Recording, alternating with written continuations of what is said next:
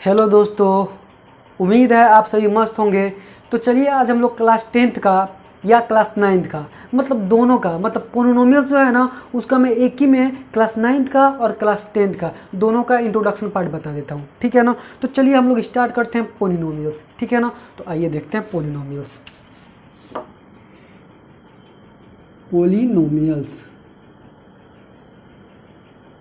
अब देखिए जो हमारा पोलिनोमियल्स होता है ना उसका हिंदी मीनिंग होता है बहुपद। हिंदी मीनिंग क्या होता है? बहुपद। तो देखो इसको हम देख लेते हैं थोड़ा सा। तो देखो जो हमारा पोलिनोमियल्स होता है ना वो दो वर्ड से मिलके बना हुआ है। हिंदी में भी दो वर्ड से मिलके बना हुआ है और इंग्लिश में भी दो वर्ड से मिलके बना हुआ है। वो कौन से दो वर्ड हैं? तो चलिए ध्यान से देखते हैं। एक आप लोग को दिख रहा होगा यहाँ पे पोली, और पोली का मतलब होता है मेनी। पोली का मतलब क्या होता है? मेनी।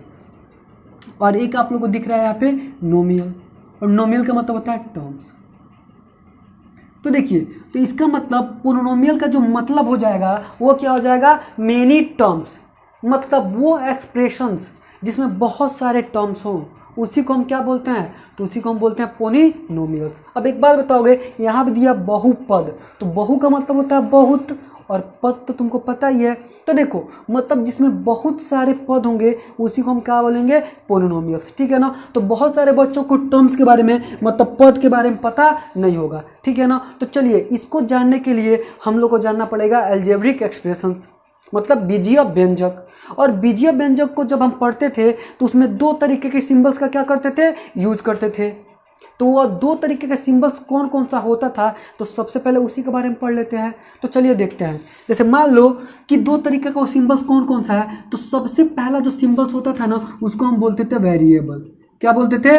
वेरिएबल। तो ये वेरिएबल क्या होता है? तो देखो ध्यान से, वेरिएबल क्या होता है? मतलब ऐसा सिंबल जिसकी वैल्यू निश्चित नहीं होती है, मतलब बदलती रहती है। तो उसको लिखो कैसे? तो देखो कैसे लिखोगे। तो a symbol which may be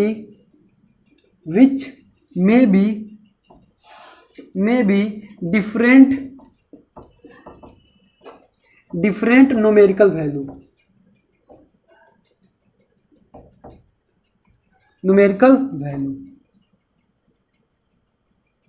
ठीक है ना। मैं क्या लिखा हूं?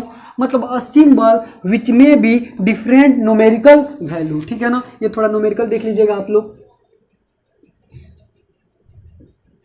Different numerical value is called a variable.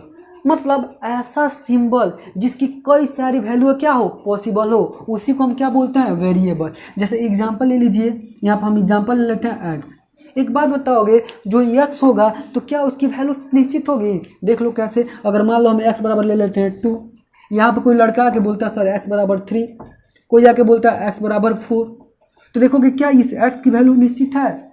X तो कुछ भी हो सकता है। बहुत सारे क्वेश्चन आप लगाए होंगे, तो किसी क्वेश्चन में एक्स का मान 2 आ रहा होगा, किसी क्वेश्चन में एक्स का मान 5 आ रहा होगा। तो क्या एक्स निश्चित था? तो नहीं था। तो मतलब इस तरह के जो सिंबल्स होते हैं उन्हीं को क्या बोला जाता है? वेरिएबल।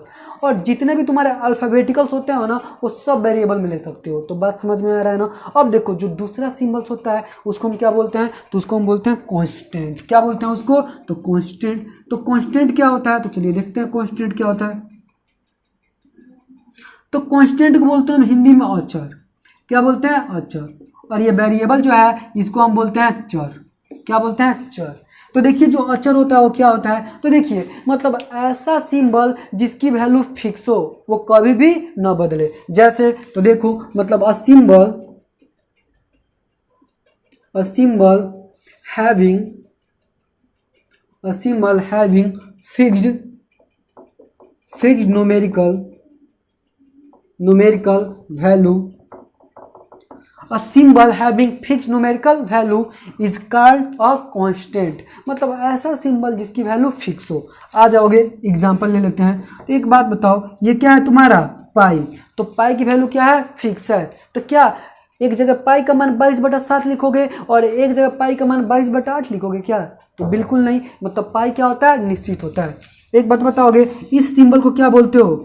तो इस सिंबल को सभी लोग क्या बोलते हैं 5। तो क्या कहीं पे इसको 5 बोलोगे और कहीं पे इसको 10 बोलोगे क्या?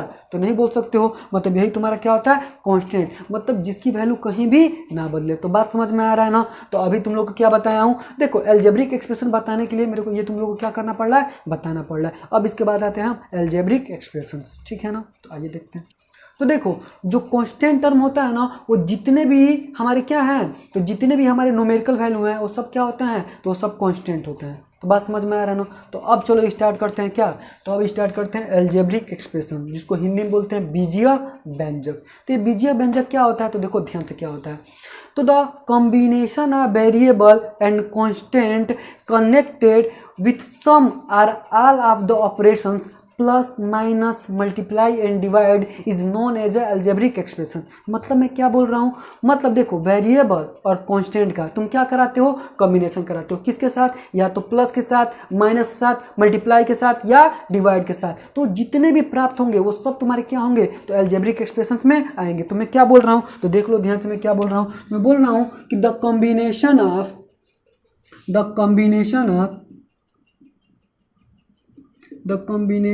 of variable and constant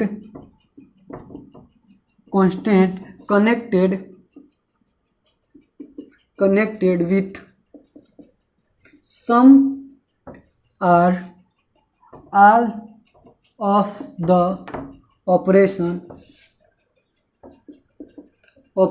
plus minus multiply and divide is known as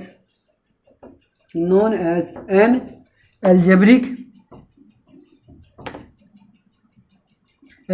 expression. तो मैं क्या बोल रहा हूं, देखो the combination of variable and constant connected with some or all of the operations plus minus multiply and divide is known as an algebraic expression.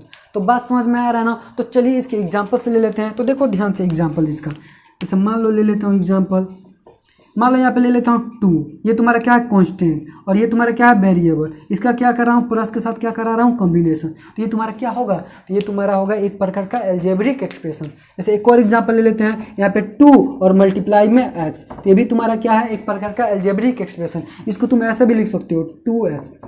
तो समझ में आ रहा है अलजेब्रिक एक्सप्रेशन क्या होता है? तो बातें समझ में आ रही होंगी। अब देखो अब हमारा टर्म्स, यही इंपॉर्टेंट है क्योंकि हमारा पोलिनोमियल्स में क्या आएगा, टर्म्स। तो चलो देखते हैं टर्म्स के बारे में। तो आ जाओ टर्म्स देखते हैं। तो आइए देखते हैं टर्म्स को हम क्या बोलते हैं, पद। तो देखो क्या लिखा हुआ है टर्म्स के बारे में। तो लिखा हुआ है कि the several part of an algebraic expression separate by plus or minus operation are called the term. मतलब अलजेब्रिक एक्सप्रेशन मतलब बीजीय व्यंजक का वह भाग जो केवल प्लस के साथ अलग हुआ हो या माइनस के साथ अलग हुआ हो, ठीक है ना। मल्टीप्लाई और डिवाइड को हम नहीं देखते हैं, केवल किसको देखते हैं, तो प्लस और माइनस। मतलब जो प्लस के साथ बटा हुआ होगा या माइनस के साथ क्या हुआ होगा, बटा हुआ होगा, वही किस में काउंट किया जाता है, तो टर्म में काउंट किया जाता है। तो आओ एक एग्जांपल हम समझ लेते हैं। जैसे मान लो यहाँ पे लिखा है 2x² प्लस में 5x और प्लस में 6। तो एक बात बताओगे, केवल इतना एक अलजेब्रिक एक्सप्रेशन नहीं होगा, तो बोलोगे सर होगा, क्यों, क्योंकि यहाँ पे मल्टीप्लाई है। केवल इतना एक अलजेब्रिक एक्सप्रेशन नहीं होगा, तो बोलोगे सर होगा, क्यों, क्योंकि यहाँ पे क्या है, मल्टीप्लाई है। और ये क्या होगा, अलजेब्रिक एक्सप्रेशन नहीं होगा क्योंकि ये कलेटा क्या है, ये टर्म है। तो एक बात बताओगे, अब बताओ ये पूरा मिला के भी क्या है, एक अलजेब्रिक एक्सप्रेशन है। तो इसमें से कौन कौन सा टर्म ऐसा है जो प्लस के साथ अलग हुआ है, तो बोलोगे सर ये पूरा प्लस के साथ अलग हुआ है, ये भी पूरा प्लस के साथ अलग हुआ है, ये भी पूरा प्लस के साथ अलग हुआ है। तो इसमें कितने टर्म है, तो देखो एक टर्म, ये दूसरा टर्म और ये क्या हो जाएगा, तीसरा टर्म। बात समझ में आ रहा है ना। एक और एग्जाम्पल ले लेते हैं। जैसे मान लो यहाँ पे लिख लेता हूँ 2x² और प्लस में लिख लेता हूँ 5x और माइनस में लिख लेता हूँ 9। तो इसमें कितना टर्म है, तो इसमें भी 3 टर्म है। कैसे, देखो एक टर्म, ये दूसरा टर्म और ये माइनस के साथ अलग हुआ है, तो क्या हो जाएगा, ये तीसरा टर्म। अब मान लो मैं यहाँ पे एक लिख देता हूँ x, तो x मान लो क्यूब लिख लेता हूँ। तो एक बात बताओगे, अब इसमें कितने टर्म है, तो भी इसमें 3 ही टर्म है। क्यों, क्योंकि हम मल्टीप्लाई के साथ अलग टर्म को काउंट नहीं करते हैं। तो बात समझ में आ रहा है ना। अब देखो एक कंफ्यूजिंग क्वेश्चन, तो आ जाओ। अब ये 2x है और प्लस में यहाँ पे 5x है, इसमें कितने टर्म है, तो सभी लोग बोल रहे होंगे इसमें 2 टर्म है, लेकिन इसमें 2 टर्म नहीं है। क्यों, क्योंकि ये लाइक टर्म है, ये क्या है, लाइक टर्म है, ये दोनों आपस में जुड़ जाएगा तो कितना हो जाएगा 7x। तो इसमें कितने टर्म है बाबू, तो इसमें केवल एक ही टर्म है। अब देखो लाइक टर्म के बारे में तुम जानते नहीं हो, तो चलो अब टर्म दो प्रकार के होते हैं तो उन्हीं को जान लेते हैं कौन कौन से होते हैं। तो दो प्रकार होता है, एक लाइक और एक अनलाइक, जो अभी ये देखे हो। तो आ जाओ देखते हैं लाइक टर्म्स कितने प्रकार के बताया हूँ, दो प्रकार का। पद दो प्रकार का होता है, एक होता है लाइक टर्म, एक होता है अनलाइक टर्म। देखो जब तुम 7-8 में पढ़ रहे होगे ना, तो लाइक टर्म को ही जोड़ते होगे और लाइक टर्म को ही घटाते होगे। अनलाइक टर्म ना ही जुड़ता है और ना ही घटता है। देखो कैसे, लाइक टर्म में क्या आएगा, मान लो यहाँ पे लिख लेता हूँ 2x, और यहाँ पे एक लिख लेता हूँ 5x, और यहाँ पे लिख लेता हूँ यहाँ पे 6z। मैं पूछूंगा इसमें से कौन कौन सा लाइक टर्म है। तो देखो लाइक टर्म किस में रखते हैं, तो देखो जिसमें वेरिएबल भी क्या हो, सेम हो, और वेरिएबल का पावर क्या हो, इक्वल हो।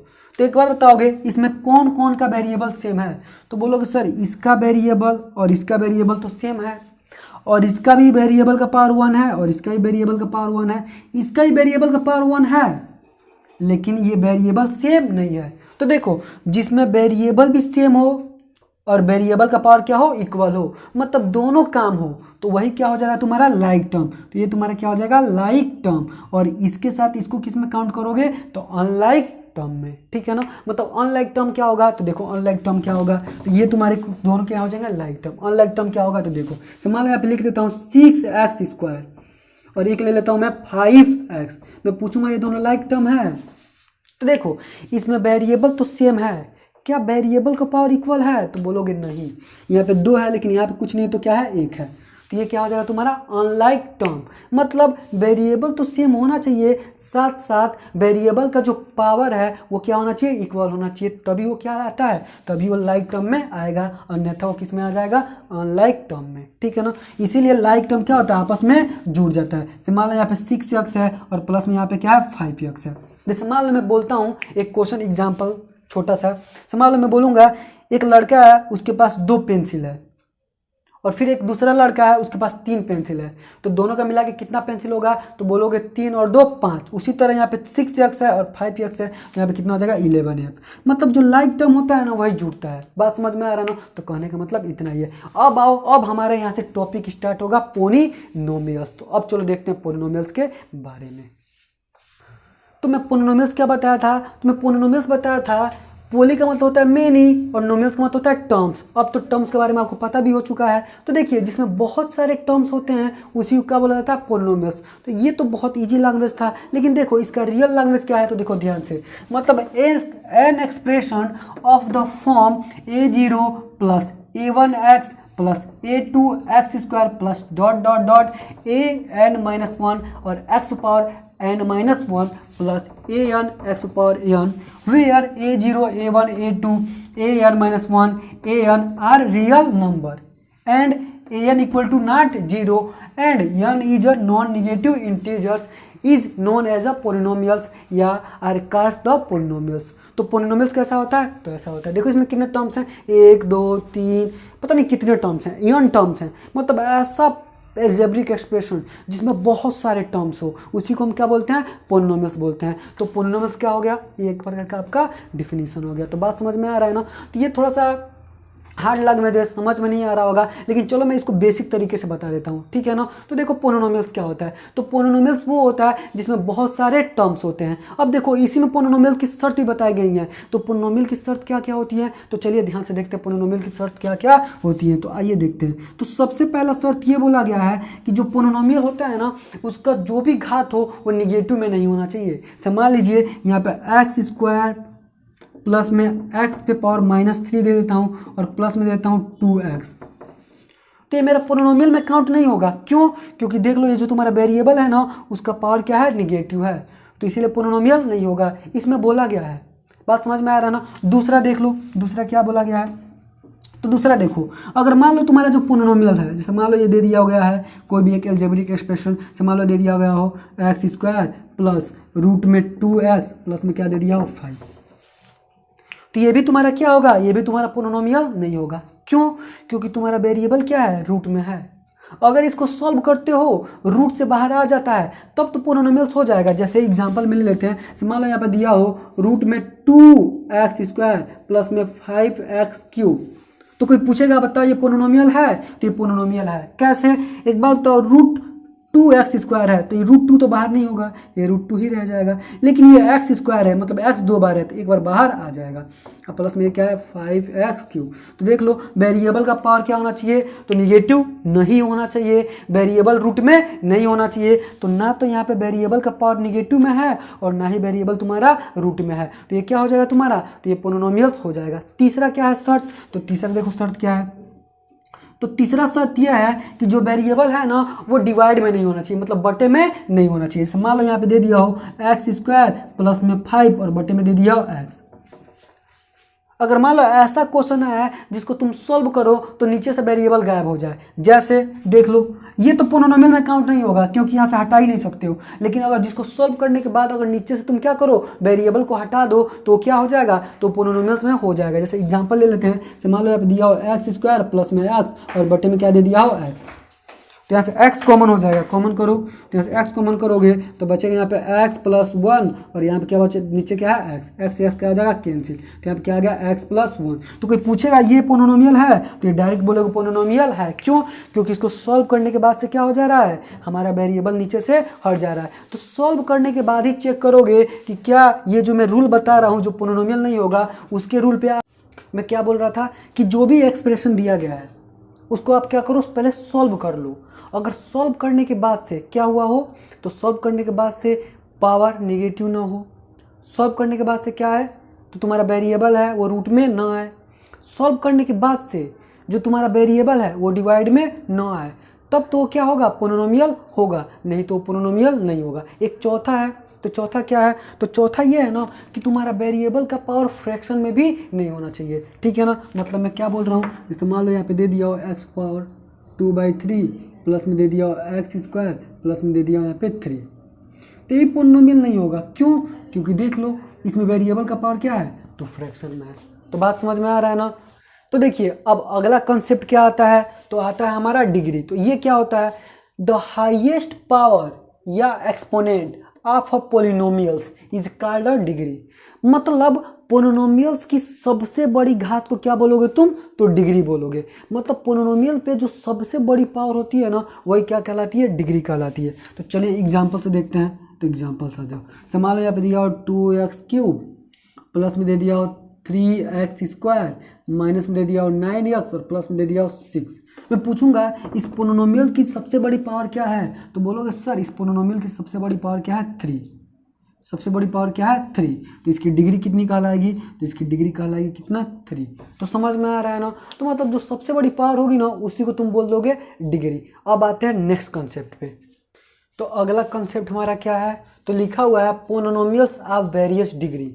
मतलब अगर पोलिनोमियल पे अलग अलग डिग्री है तो उसको किस नाम से जानते हैं, तो देखिए किस नाम से जानते हैं। तो सबसे पहला होता है लीनियर पोलिनोमियल। तो ये किस प्रकार का पोलिनोमियल है, तो देखो ध्यान से, अगर ऐसा पोलिनोमियल हो जिसकी डिग्री 1 हो, मतलब ऐसा पोलिनोमियल जिसकी डिग्री 1 हो उसको हम क्या बोलेंगे, तो लीनियर पोलिनोमियल, मतलब रैखिक बहुपद। जैसे एग्जाम्पल ले लो, तो एग्जाम्पल में देख लो, जैसे मान लो यहाँ पे लिखा हो 2x + 5।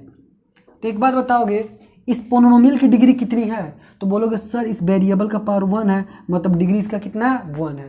तो ये कौन सा बहुपद कहलाएगा, तो ये कहलाएगा रैखिक बहुपद, मतलब लीनियर पोलिनोमियल्स। मैं पूछ दूं ये, तो बोलोगे सर इसका ही पावर तो एक ही दिख रहा है, मतलब ये भी क्या है हमारा, तो ये भी हमारा रैखिक बहुपद। तो बात समझ में आ रहा है ना। अब देखो अगर 2 को पावर आ जाए तो क्या बोलोगे, तो एक होता है क्वाड्रेटिक पोलिनोमियल्स जिसको हम बोलते हैं द्विघात बहुपद। ये क्या होता है, मतलब जिसकी डिग्री 2 हो, मतलब जिसकी डिग्री क्या हो 2 हो, उसी को हम क्या बोलते हैं द्विघात बहुपद। जैसे यहाँ पे दे दिया हो 2x² प्लस में 5x और माइनस में दे दिया हो 6। तो इसकी डिग्री कितनी है, तो इसकी डिग्री है 2। तो ये क्या हो जाएगा तुम्हारा, तो क्वाड्रेटिक पोलिनोमियल्स। इसके बाद क्या आता है, तो इसके बाद आता है तुम्हारा क्यूबिक पोलिनोमियल्स। नाम से ही पता चल रहा है त्रिघात बहुपद, मतलब जिसकी डिग्री कितनी होनी चाहिए, तो 3। अगर 3 डिग्री वाला कोई पोलिनोमियल्स है तो उसको किस नाम से जानते हैं, तो उसको हम जानते हैं क्यूबिक पोलिनोमियल्स। जैसे देख लो x³ - 3x² प्लस में 5x प्लस में दे दिया और 9। तो देखो इसका घात कितना है, तो इसका घात है 3, तो ये क्या कहलाएगा तुम्हारा, त्रिघात बहुपद। बात समझ में आ रहा है ना। एक होता है बाई क्वाड्रेटिक, तो वो क्या होता है, तो चलो देख लेते हैं। तो देखो ये क्या होता है, मतलब जिसकी डिग्री 4 हो उसी को हम क्या बोलेंगे, बाई क्वाड्रेटिक पोलिनोमियल्स। जैसे एग्जांपल देख लीजिए, ये बहुत ईजी है लेकिन मैं बता दे रहा हूँ। जैसे मान लो दिया हो x पे पावर 4 प्लस 3x³ प्लस में 9x स्क्वायर माइनस में 2x प्लस में दे दिया हो 6। तो ये क्या है तुम्हारा, तो ये है तुम्हारा बाई क्वाड्रेटिक पोलिनोमियल्स। क्यों, क्योंकि इसका मैक्सिमम पावर कितना है, 4 है। तो मैक्सिमम पावर को क्या बोलते हैं, डिग्री। तो मतलब इसकी डिग्री कितना है, 4 है। तो अब आते हैं नेक्स्ट कंसेप्ट पे। तो देखिए बोला है कि numbers of terms in a polynomials, मतलब टर्म्स के आधार पे पोलिनोमियल्स कितने टाइप्स के होते हैं। मतलब अगर पोलिनोमियल में एक टर्म हो तो उसका क्या नाम होगा, अगर पोलिनोमियल में 2 टर्म हो तो उसका क्या नाम होगा, अगर पोलिनोमियल में 3 टर्म हो तो उसका क्या नाम होगा। तो चलिए देखते हैं। तो सबसे पहला दिख रहा होगा यहाँ पे आपको मोनोमियल। तो मोनो का मतलब होता है 1, और पता है आपको नोमियल का मतलब क्या होता है, तो टर्म्स। मतलब जिसमें केवल एक ही टर्म होता है उसको हम क्या बोलते हैं, तो मोनोमियल बोलते हैं। क्या बोलते हैं, मोनोमियल बोलते हैं। जैसे मान लो यहाँ पे लिखा हो 6x, इसमें कितने टर्म हैं, तो बोलोगे सर इसमें तो एक ही टर्म है, तो ये क्या हो जाएगा, मोनोमियल। एक बात बताओ, मैं बोलूँगा 5, तो ये कितना टर्म है, तो ये भी तुम्हारा एक ही टर्म, तो ये भी क्या कहलाएगा तुम्हारा, तो ये भी तुम्हारा कराएगा मोनोमियल।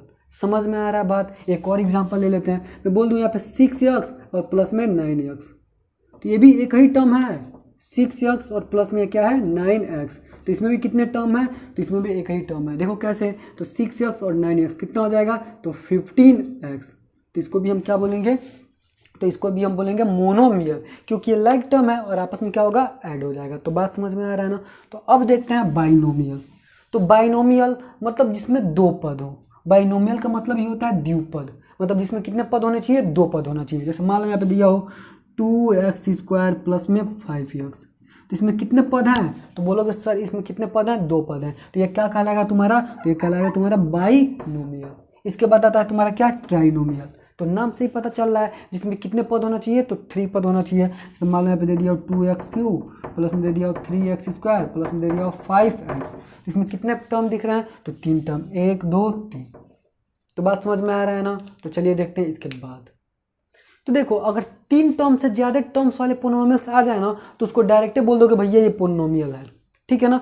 nth टर्म वाला क्या है, ये पोलिनोमियल्स है। तो बात समझ में आ रहा है ना। अब देखो नेक्स्ट कॉन्सेप्ट क्या है, तो है तुम्हारा स्टैंडर्ड फॉर्म ऑफ पोलिनोमियल्स। अब ये क्या होता है, जिसको हिंदी में बोलते हैं मानक रूप। मतलब एक बहुपद का मानक रूप क्या होता है, तो देखिए क्या होता है। तो ध्यान से एग्जाम्पल से देख लेते हैं। जैसे मान लो देखो, मान लो यहाँ पे दिया हो 2x प्लस में दिया हो 3x² प्लस में दिया हो 5। तो देखो अगर मान लो इसका मानक रूप लिखना हो, तो मानक रूप मतलब स्टैंडर्ड फॉर्म क्या होता है। तो देखो अगर पोलिनोमियल को अगर घात के बढ़ते क्रम में लिख देते हो या पोलिनोमियल को घात के घटते क्रम में लिख देते हो, मतलब पावर के इंक्रीजिंग ऑर्डर में लिख दो या तो पावर के डिक्रीजिंग ऑर्डर में लिख दो, तो वही तुम्हारा क्या होता है, तो वही तुम्हारा होता है स्टैंडर्ड फॉर्म। तो देखोगे क्या ये स्टैंडर्ड फॉर्म में लिखा गया है, तो ये स्टैंडर्ड फॉर्म में नहीं लिखा गया है। क्यों, क्योंकि यहाँ पे पावर 1 है और यहाँ पे पावर 2 है, यहाँ पावर कुछ नहीं है। तो ना तो ये यहाँ पे पावर कुछ नहीं है तो मतलब 0 है। तो देखो ना तो ये इंक्रीजिंग ऑर्डर में लिखा गया है और ना ही ये डिक्रीजिंग ऑर्डर में लिखा गया है। तो चलिए हम इसको स्टैंडर्ड फॉर्म में लिख देते हैं। तो हमारा स्टैंडर्ड फॉर्म क्या हो जाएगा, तो हो जाएगा 3x² प्लस में 2x प्लस में 5। हम क्या किए हैं, तो पावर के डिक्रीजिंग ऑर्डर में लिख दिए हैं। तो ये हमारा क्या हो जाएगा, स्टैंडर्ड फॉर्म। तो ये छोटा छोटा कंसेप्ट है जो आपको जानना बहुत ही जरूरी है। तो अब आइए नेक्स्ट कंसेप्ट।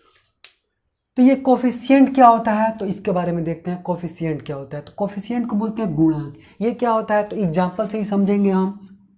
बाकी आप लोग को नोट्स बनाना है तो मैं जो बातें बोल रहा हूँ उसको आप लिख भी सकते हैं। तो देखिए ध्यान से, ये क्या है, मान लो यहाँ पे दिया हो 2x² प्लस में दे दिया हो 5x प्लस में दे दिया हो 6, ठीक है ना। तो मैं पूछूंगा कोफिशिएंट बताओ। तो कोफिशिएंट क्या होता है, तो देखो ध्यान से, मतलब वेरिएबल में जिससे मल्टीप्लाई हुआ रहता है ना, वही तुम्हारा कोफिशिएंट कहलाता है। क्या बोला हूँ, तो वेरिएबल में जिससे मल्टीप्लाई हुआ होगा वही तुम्हारा क्या कहलाएगा, कोफिशिएंट। तो एक बात बताओगे, इस वेरिएबल में किससे मल्टीप्लाई हुआ है, तो बोलोगे सर 2 से, तो यानी x² का कोफिशिएंट क्या है यहाँ पे 2। मैं पूछूंगा इसका बताओगे, तो बोलोगे सर इसमें 5 से मल्टीप्लाई हुआ है, मतलब x का कोफिशिएंट क्या है तुम्हारा 5। मतलब ऐसे लिखोगे coefficient of x square equal to क्या आ जाएगा 2, और बोलोगे coefficient of x equal to क्या हो जाएगा 5। एक और एग्जांपल ले लेते हैं, चलो मैं बोल दूं यहाँ पे 2x³ माइनस में 3x स्क्वायर प्लस में 5x और प्लस में 9। तो मैं पूछूंगा इसमें एक्स स्क्वायर कोफिशिएंट बताओ। मैं क्या पूछ रहा हूँ, तो मैं पूछ रहा हूँ कोफिशिएंट ऑफ एक्स स्क्वायर। तो एक लड़का बोलेगा सर एक्स स्क्वायर में 3 से मल्टीप्लाई हुआ है, तो ना एक्स स्क्वायर में किससे मल्टीप्लाई हुआ है, तो -3 से। किससे हुआ है, -3 से, यानी एक्स स्क्वायर कोफिशिएंट क्या है तुम्हारा, तो -3। अब मैं पूछूंगा x³ का बताओगे, तो x³ का कोफिशिएंट क्या है तुम्हारा, तो 2। तो लिख लोगे ना, तो कोफिशिएंट समझ में आ गया, मतलब गुणांक समझ में आ गया। तो चलो आते हैं हमारा अगला कंसेप्ट पे, जिसका नाम क्या है, जीरोस। तो जीरोस क्या होता है, तो ध्यान से देखिएगा। जीरोस का 3 नाम है, एक तो जीरोस बोल सकते हो, एक तो सॉल्यूशन बोल सकते हो, एक रूट्स बोल सकते हो। यानी कहीं पे अगर रूट्स पूछा होगा मतलब तुमको क्या करना है, जीरोज निकालना है, और कहीं पे सॉल्यूशन पूछा होगा तो मतलब तुमको क्या निकालना है, तो तुमको जीरोज निकालना है। तो बात समझ में आ रहा है ना। तो अब जीरोज क्या होता है, तो देखो ध्यान से, मतलब वेरिएबल का वह मान जो पूरे इक्वेशन को जीरो कर दे, तो वही तुम्हारा क्या कहलाता है, तो वही तुम्हारा जीरोज कहलाता है। देखो जैसे x-2 एक पोलिनोमियल दिया है, मैं पूछूंगा इसका जीरोज बताओ, तो क्या बोला हूं मैं, तो वेरिएबल का वो मान जो इस पूरे इक्वेशन को क्या कर दे, जीरो कर दे। तो रखोगे वेरिएबल का कौन सा मान, तो बोलोगे सर अगर हम वेरिएबल की जगह 2 रख देंगे ना, तो ये पूरा इक्वेशन हमारा क्या हो जाएगा, तो ये पूरा इक्वेशन हमारा क्या हो जाएगा, जीरोज हो जाएगा। यानी x का मान कितना रखे हो, 2, तो यही तुम्हारा x का मान जो 2 है, यही तुम्हारा क्या कहलाएगा, तो यही जीरोज कहलाएगा, या इसी को हम सॉल्यूशन बोलेंगे, या इसी को हम क्या बोलेंगे, तो इसी को हम बोलेंगे रूट्स। तो बात समझ में आ रहा है ना। तो देखो ये तो एक नॉर्मल सा क्वेश्चन था, तो इसमें तुम अपने दिमाग से सोच के क्या कर दे रहे हो, तो वेरिएबल का मान पुट कर दे रहे हो। लेकिन एक और क्वेश्चन ले लेते हैं, मान लो यहाँ पे दे दिया 2x - 5। अब मैं पूछूंगा इसका जीरोस बताओगे, तो थोड़ा सा मुश्किल होगा, लेकिन तरीका क्या है, तो देखो ध्यान से तरीका क्या है, तो जीरोज निकालना है। क्या निकालना है, जीरोज। तो मैं बोला क्या हूँ, तो मैं बोला हूँ वेरिएबल का वो मान जो इस पूरे इक्वेशन को क्या कर दे, जीरो कर दे। यानी 2x - 5 को क्या कर दे, तो जीरो कर दे। तो x का मान निकालना है, ये इधर माइनस में, इधर जाएगा तो प्लस में, यानी 2x बराबर क्या हो जाएगा, 5। यानी x का मान निकालना है, तो x बराबर कितना आ जाएगा, 5/2। यानी x का मान कितना आ गया जी, तो 5/2। यानी अगर तुम यहाँ पे x की जगह 5/2 रख दोगे, तो ये पूरा इक्वेशन तुम्हारा क्या हो जाएगा, जीरो हो जाएगा। यानी तुम्हारा जीरोज क्या है, तो 5/2। तो बात समझ में आ रहा है ना। तो चलिए क्लास 9 का बस कंसेप्ट यहीं तक था। अब क्लास 10th वालों का कंसेप्ट देख लो। तो क्लास 10th वाले 9th में क्या पढ़े हो, तो ग्राफिकल रिप्रेजेंटेशन पढ़े हो। किसका, तो लीनियर इक्वेशन इन 2 वेरिएबल का, ठीक है ना। तो कोई पूछेगा कि लीनियर इक्वेशन का जो ग्राफ आता है वो कैसा आता है, तो क्या बताओगे, तो बोलोगे सर एक स्ट्रेट लाइन आता है। क्या आता है, एक स्ट्रेट लाइन आता है, ठीक है ना। मतलब लीनियर इक्वेशन का जब हम ग्राफ निकाल रहे थे तो हमारा कैसा आ रहा था, तो एक स्ट्रेट लाइन आ रहा था। तो बात समझ में आ रहा है ना। तो देखोगे ये जो स्ट्रेट लाइन है वो एक्स एक्सिस को कितना बार कट कर रहा है, तो एक ही बार कट कर रहा है। तो मतलब जो लीनियर इक्वेशन होता है ना वो एक्स एक्सिस को कितना बार कट करेगा, एक ही बार कट करेगा। अब क्यों, तो देखो ध्यान से। अब देखो अगर एक ही वेरिएबल है तो उसका जो जीरोज होगा ना उसके डिग्री पे डिपेंड करेगा। मैं क्या बोल रहा हूं, तो मैं ये बोल रहा हूं कि अगर वेरिएबल केवल कितना है, तो 1 ही है, तो उसका जो जीरोज होगा वो किस पे डिपेंड होगा, तो उसके डिग्री पे। जैसे मान लो कि देखो, तो मान लो यहाँ पे लिखता हूँ x - 2 इक्वल टू में 0। मैं पूछूंगा इसका बताओगे जीरोज कितना होगा, तो इसका जीरोज होगा 1। क्यों, क्योंकि इसका डिग्री कितना है, 1। तो x का मान कितना आ जाएगा यहाँ पे 2। तो देख लो यहाँ पे जीरोज कितना आ गया, तो केवल 1 ही आया है। लेकिन अगर 2 डिग्री हो जाए तो मान लो x² - 2x प्लस में 2 दे दिया हो, ठीक है ना। तो इसका डिग्री कितना है, 2 है। देख लो एक ही वेरिएबल है ये, तो इसका डिग्री कितना है, 2 है। तो इसके जीरोज कितने होंगे, तो इसके जीरोज आएंगे 2 ही आएंगे, ठीक है ना। अगर क्यूबिक पोलिनोमियल है तो उसके जीरोज कितने आएंगे, तो 3 आएंगे। तो मैं क्या बोल रहा हूँ, समझ में आ रहा है ना। तो मतलब जितनी डिग्रियां होती है ना उतने ही क्या होते हैं, तो नंबर्स ऑफ जीरोज होते हैं। ये केवल कब, तो जब एक ही वेरिएबल होगा तब। लेकिन तो तुम लोग क्लास 9th में पढ़े हो तो लीनियर इक्वेशन इन 2 वेरिएबल, तो उसके कितने जीरोज थे, तो उसके इनफाइनाइट मेनी सॉल्यूशन हो रहे थे। तो बात समझ में आ रहा है ना। तो मैं क्या बता रहा हूँ, तो लीनियर इक्वेशन का जो ग्राफ था वो क्या कर रहा था, तो केवल एक्स एक्सिस को एक ही पॉइंट पे कट कर रहा था। अब देखो जो क्वाड्रेटिक इक्वेशन होता है उसका ग्राफ कैसे बनता है, इसका तो ग्राफ एक स्ट्रेट लाइन बन रहा था, तो इसका ग्राफ कैसा बनता है, तो इसका ग्राफ ऐसे बनता है। इसको क्या बोलते हो, तो इसको बोलते हो पैराबोला। क्या बोलते हो, पैराबोला, जिसको हिंदी में बोलते हैं परवल है। क्या बोलते हैं, परवल है। क्या बोलते हैं, परवल है। देखो मान लो कि अगर ग्राफ पे दिखा रहे हो, तो जब मान लो कि ये क्वाड्रेटिक इक्वेशन का जो ग्राफ दिखा होगा, क्वाड्रेटिक इक्वेशन कैसा होता है, तो ए एक्स स्क्वायर प्लस में बी एक्स और प्लस में क्या होता है सी इक्वल टू में 0। तो इसका अगर तुम ग्राफिकल रिप्रेजेंटेशन करोगे तो एक पैराबोला बनेगा। मान लो पैराबोला ऐसे ही बन सकता है, पैराबोला ऐसे भी बन सकता है, पैराबोला ऐसे भी बन सकता है। मतलब जो पैराबोला बनेगा ना वो एक्स एक्सिस को कितना बार काटेगा, तो केवल 2 बार। क्यों, क्योंकि इसके कितने जीरोज होंगे, तो 2 जीरोज होंगे। ठीक है ना। तो अब हमारा एक्सरसाइज जो 2.1 होगा ना उसमें जीरोज की संख्या पूछेगा। मतलब ग्राफ दे दिया है उसमें जीरोज की संख्या पूछेगा, तो कैसे जीरोज की संख्या बताओगे, तो देख रहे हो ना, मतलब एक्स एक्सिस को जितना बार काट रहा है उतने ही जीरोज हो रहे हैं, एक्स एक्सिस को जितना बार काट रहा है उतने ही जीरोज हो रहे हैं। तो उसमें भी यही देखोगे कि जितनी बार एक्स एक्सिस को काटेगा उतने ही क्या होंगे, उसके जीरोज होंगे। तो बात समझ में आ रहा है ना। तो चलिए अब एक्सरसाइज स्टार्ट होगा हमारा नेक्स्ट वीडियो में।